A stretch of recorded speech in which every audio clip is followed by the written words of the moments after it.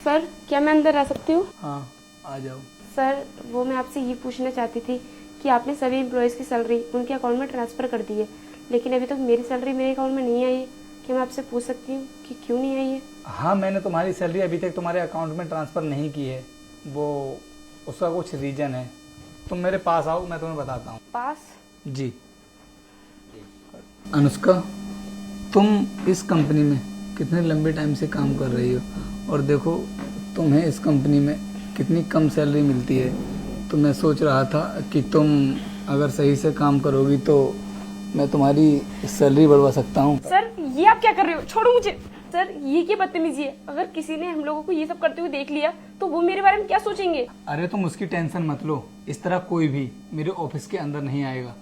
तो मैं तो तुम्हारे प्रमोशन के बारे में बात कर रहा था। तुम्हारी सैलरी ना दोगुनी कर दूंगा, लेकिन जैसा मैं कहता हूँ तुम सिर्फ वैसा करो। देखिए सर, जितनी सैलरी मुझे मिलती है उतनी सैलरी में मैं खुश हूँ और मुझे नहीं करवाना अपने प्रमोशन। मेरी जितनी सैलरी बनती है उतनी मेरे अकाउंट में ट्रांसफर कर दीजिए। अनुष्का, तुम समझने की कोशिश नहीं कर रही हो।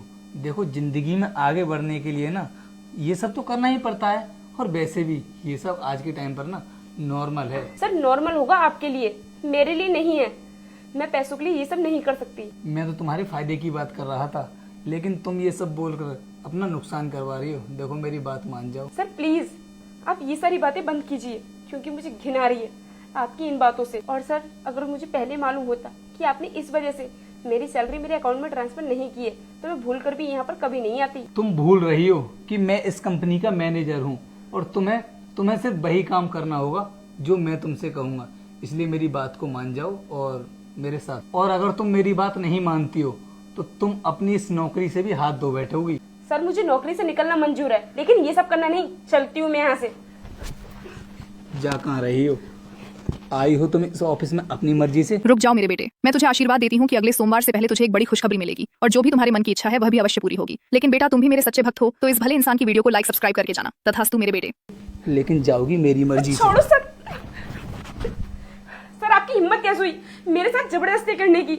मैं आपकी शिकायत ना इस कंपनी के ऑनर से कर दूंगी, समझे तुम?